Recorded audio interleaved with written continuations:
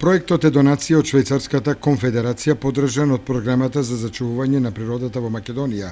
преку Фармахем до Скопје како национален координатор за програмата за зачувување на природата во Македонија и со поддршка од општината Чешиново-Облешево.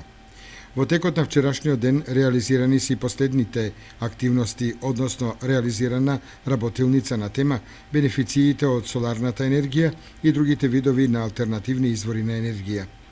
Покрај поставувањето на соларниот систем за топла вода, кој е веќе во функција од почетокот на месец мај,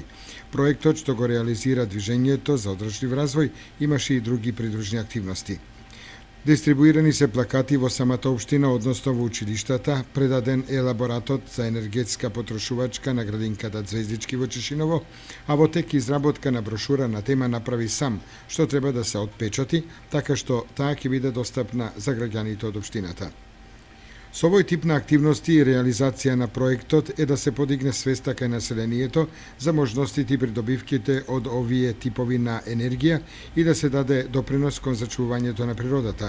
Бенефитот од поставувањето на соларниот систем покрај добивање на топла санитарна вода е и заштеда на електрична енергија, како и намаленото испуштање на јаглерод диоксид во атмосферата, а со тоа позитивно да се придонесе за климатските промени предизвикани од стакленичките гасови.